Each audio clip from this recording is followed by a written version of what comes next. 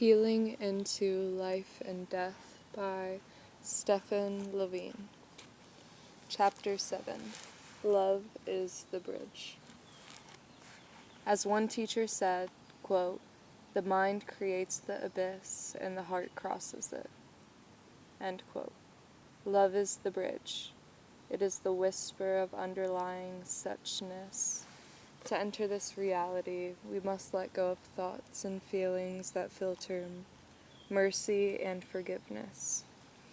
The resistance, the fearful doubts that seduce awareness into identification with the unhealed, we let the mind float in the heart. To cross from the banks of my pain to the shores of the pain, we must cross the river of forgetfulness, constantly remembering our true nature and the healing that ever awaits our clear entrance into the moment. The fare is love and a constant remembering, letting go of our suffering, lightening our load, like a ship that has to jettison its heavy cargo in order to weather rough waters. We begin to cut the fetters of our attachments with mercy and awareness, to let go of all that hinders our progress. Midway on the bridge, we meet the toll collectors, in the guise of Buddha, in the gaze of Holy Mother, disguised as death, disguised as new birth, and we are asked to lay down our suffering on this collective plate and pass on such encouragement to the next in line. When the mind is clear, we can see all the way to the heart, recognizing how all that seems so solid, thought, feeling, the body itself, is actually in constant change. We watch the process like a complete beginner. As resistance melts and less obstructs our clear passage inward, we go beyond our suffering, crossing the chasm between the unhealed and the ever uninjured. Love is the last element of form which takes us to the formless, a quality of the mind which reflects the nature of the heart and is essential in communication between two. When love fills the mind, it opens the heart. It is a key to reopen the connection whose experience is a sense of fulfillment and wholeness. When a merciful awareness is sent into mental or physical discomfort, the context changes. Acceptance receives the moment like water, yielding, absorbing. When we speak of meeting the unhealed with love instead of hatred, we cannot slip over the word love without some deeper examination of what it is meant. Love is the natural condition of our being, revealed when all else is relinquished. This shimmering awareness which receives all things with equal openness and regard. All which is identified as self, as mind alone, as special or separate, remains unhealed, removed from the process of being, and isolated to the treadmill of becoming. More self, more suffering. Love breaks this isolation. Love brings the unhealed back into the flow in which it may dissolve, received in the depths of the unhealing heart. Received in the depths of the healing heart. When we speak of love, we are not speaking of the emotion called love, that ever-wearing relationship of the denseness of the mind to the openness of the heart, an attitude greatly dependent on external circumstances. It is not the relationship of I or other. It is the sense of inherent connection between the two that goes beyond duality to the openness of being. When we speak of love, we are not speaking simply of a state of mind, but rather of a state of our underlying suchness. Love is not what we become, but who we already are. Many use the word love to define their relationship with another, the incessant trading off of favors and attention in hopes of, like a reward for our efforts. The emotional fragility which is only offered when it feels safe. A timid connectedness interlaced with distrust and self-interest. But ironically and perfectly, though emotional love seems to set the stage for unfinished business, The essential love to which we refer, that experience of pure being, heals the chasm of personal and separate. It is the love that goes beyond love, beyond conditions, which finishes our business. For to finish our business means an end of relationships as business. It is not a totaling of counts, not a trade-off of you, quote, understand me, end quote, and the, quote, acknowledging you, end quote, but instead a letting go of that other person as separate, in touching him or her with forgiveness and mercy, no longer involved in the commerce of relationships so much as committed to the process of relating. To finish business with others allows us to come to completion with ourselves, the first step and the last on the path of healing. Love is our true nature, our birthright. To go beyond conditions and conditioning is to experience our pure, uncramped, undistorted awareness. Pure mind and pure heart are one, undifferentiated being, the ever-connected, the deathless. All we see is ourselves. As Krishnamurti put it, the observed is the observer. We see only via what and how we have seen before. Every perception itself is conditioned. All thought is old, inventive at best, rarely creative.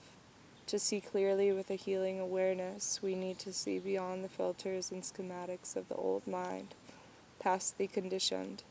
We need to see anew with a profound and unlimited receptivity. It is here that we discover the true nature of unconditional love, the love that goes beyond the mind, the love that is underlying being.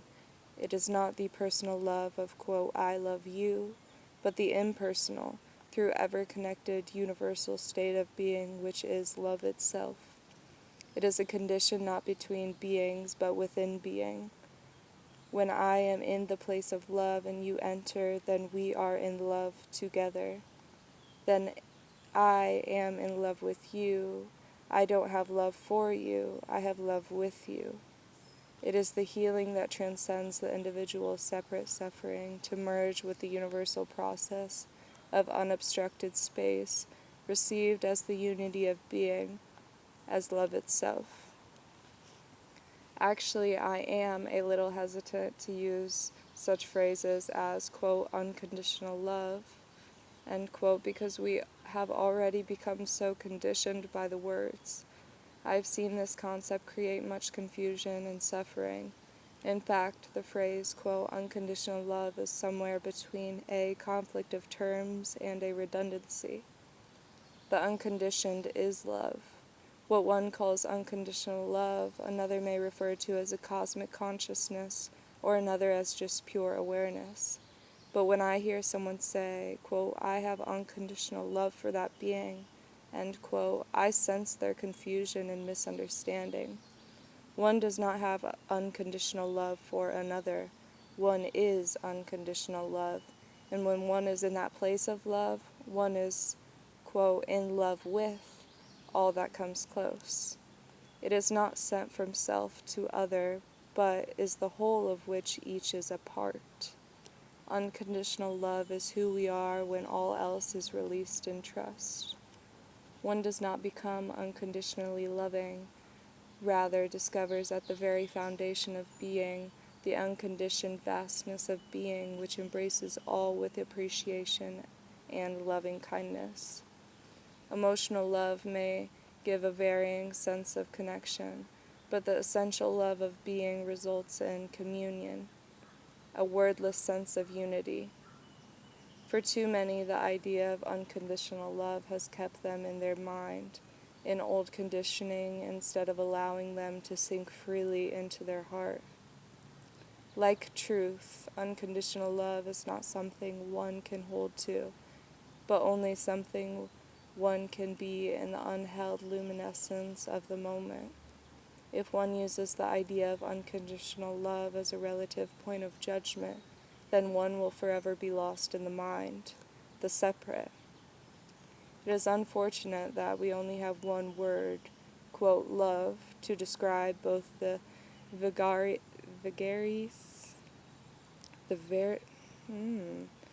what is that word? The vagaries of the emotional life of the mind, as well as the ever unchanging nature of our true being. It is no wonder that so much confusion has arisen. Our personal love is there one moment and absent the next, available then, obscured with the ever-changing seasons of the heart. Once again, let me say that love here is not meant simply as a condition of the mind. Rather, love is a state of our being revealed when we have gone beyond the mind, beyond the condition to the unadulterated experience of our essential nature, beyond addiction to likes and dislikes, beyond our clinging to pleasure and pain. Unconditional love can be a confusing concept for many, feeds the, quote, not enoughness of the mind, the self-judgment and the heartlessness with which we meet so much of our life. But of course sometimes we are close-hearted. Indeed, many feel a bit melancholy investigating love to find themselves so often conditional and partial in their loving. Many judge themselves for not being loving enough. But when we look on our lives and the world with a little keener awareness and deeper compassion, we see that amidst the suffering and confusion, the conflicts and attempts at escape, even a millisecond of love is a miracle. It is quite amazing that we can be loving at all. Each moment of love is indeed remarkable and great grace, considering the conditions through which it arises. We should praise ourselves greatly for each moment of such openness, rather than denigrating ourselves for those moments when our heart is not open. In fact, to open our heart fully, we need to include even the times when our heart is not open. We need to accept non-acceptance so as to investigate its nature. This healing into the heart is a process of merciful acknowledging our opening as well as our closing, touching with forgiveness even those parts of ourselves which are unforgiving. Indeed, the more open one's hearts become, the more pronounced will be the experience of its closing. Thus, each moment of closeness seems so much more dense than ever before because of each increased openness has greatened the distance it must travel to close in the natural tides of our growth. I've never met anyone whose heart was open all the time, but I know many who recognize that although at times the mind may not be clear, compassion is always the appropriate response. To have mercy on our mercilessness, to leave nothing unhealed. So let us not use love as an idea of who we should be, another excuse to put ourselves out of our hearts, but instead as an opening to what we might really be when we have healed to the core of our being. It is a trust, a deep confidence in who we really are.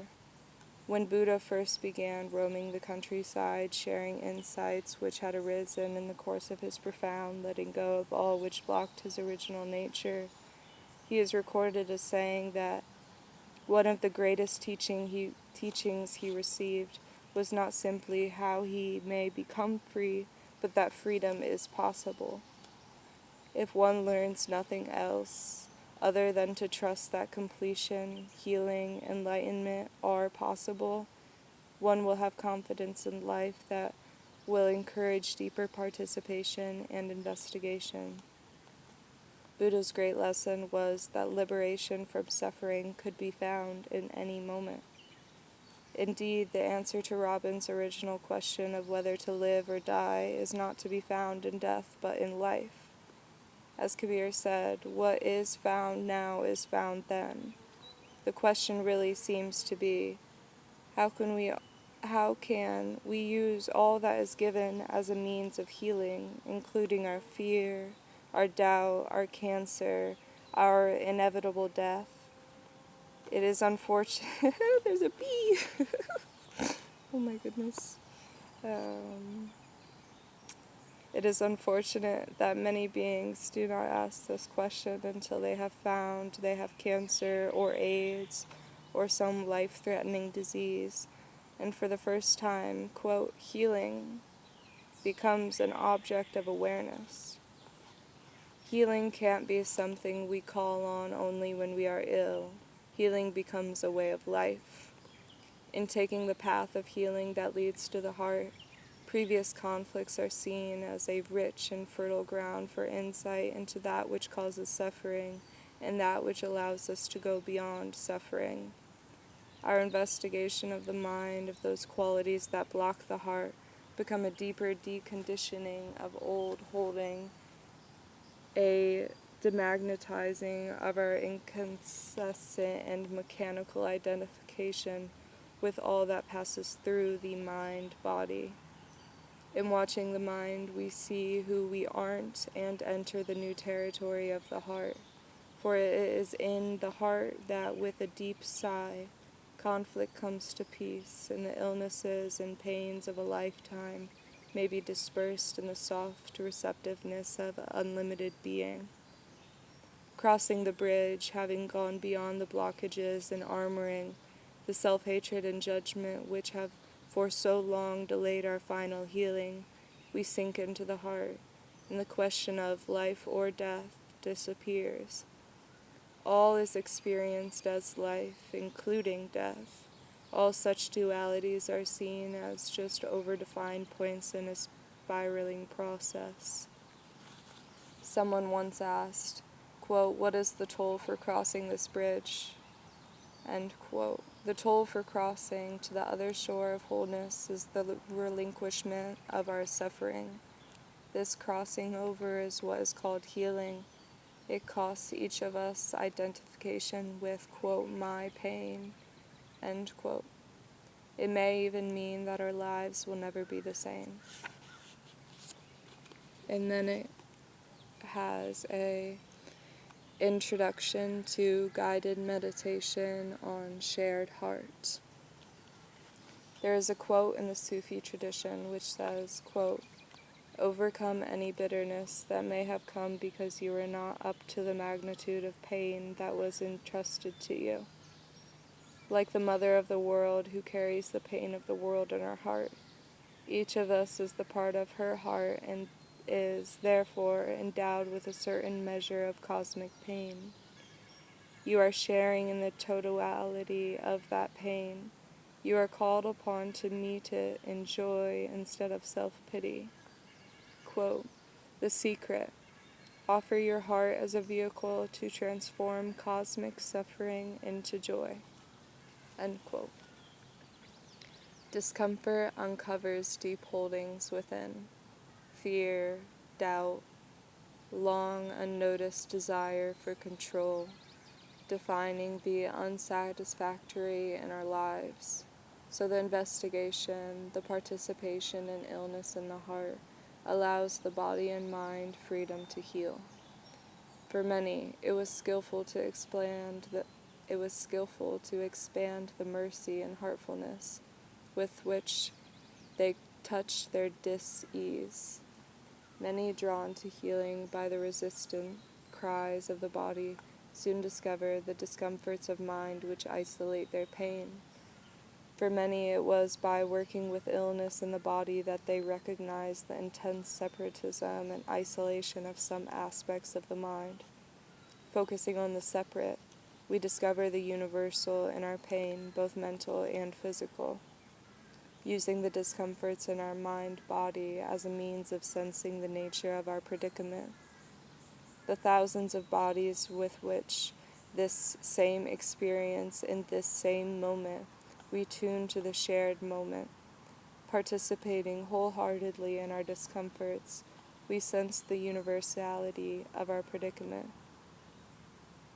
and discover that we are not alone, that we are part of a giant wave of human experience crossing the ocean of humanity. Many found this meditation skillful to unlock their isolated identification with their pain. As one steps onto the path of healing, one begins by allowing their heart to mercifully receive the ancient fears and holdings of a lifetime. recognizing that we are all doing the work that we took birth for. The path of healing becomes the path of life. A meditation on Great Heart, the shared experience of illness and healing. Make yourself comfortable. You may sit or lie quietly as need be. Let your attention settle into the body. Just feel what sits there. Feel the body you inhabit. Receive the body of sensation in a clear, gentle awareness. Notice how sensations vary in type and intensity from one area to another. Some sensations are pleasant, some sensations are unpleasant. Let the awareness settle into the level of sensation that inhabit the body. Notice any sense of self, of me or mine, imposed around discomfort. The sensation, the holding to my suffering. There is nothing to judge. Simply notice whatever tension or fear may hold discomfort in the body. Does the body attempt to shut off discomfort? Does the body close like a fist around pain? Does anything seem to hold on to the discomfort? Notice any tendency to pull the pleasant forward or push the unpleasant away.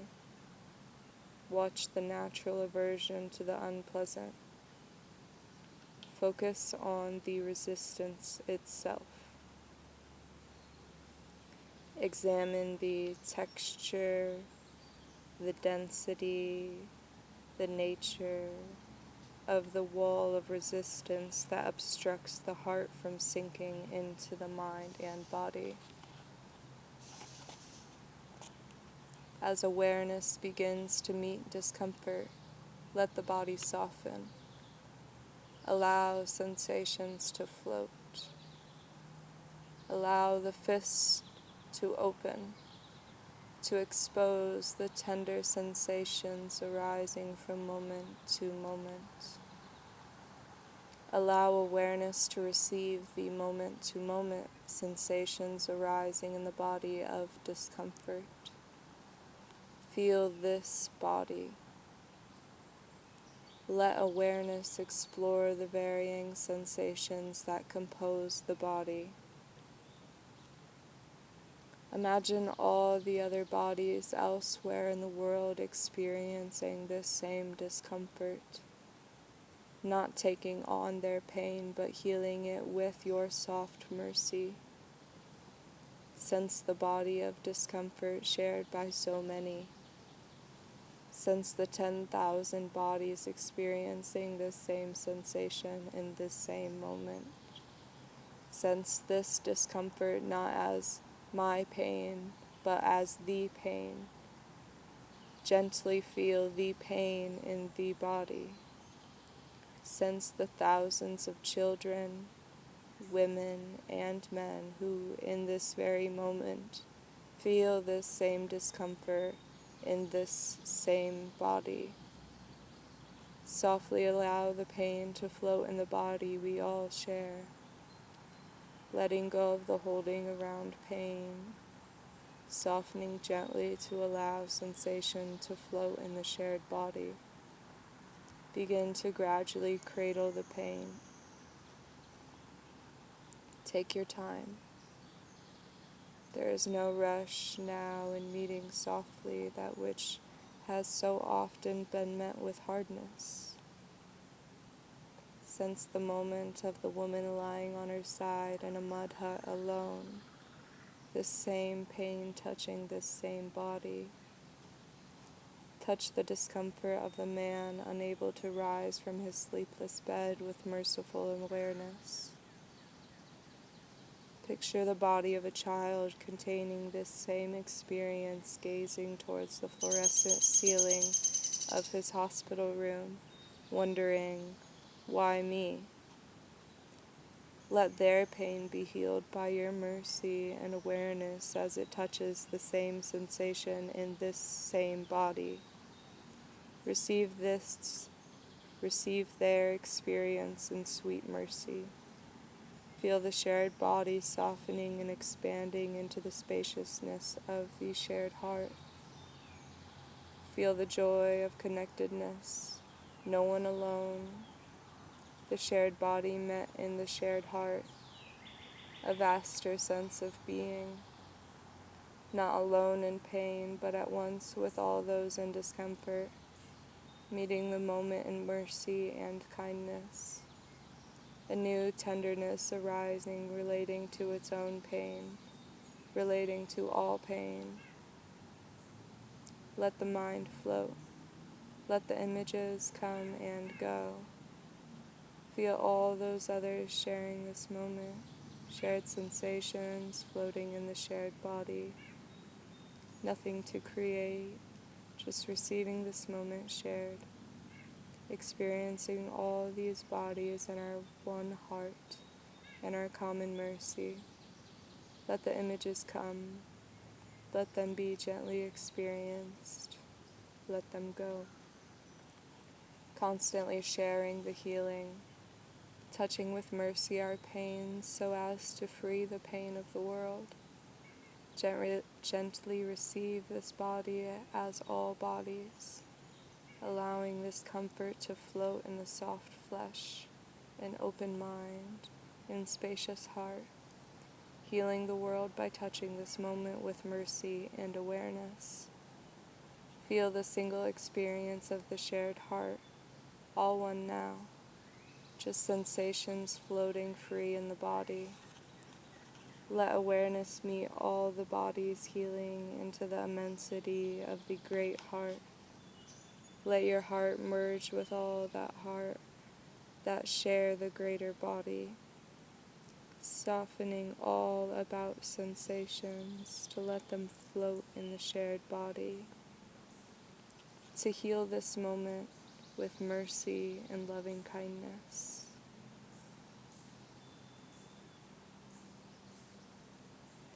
Feel it, let it be.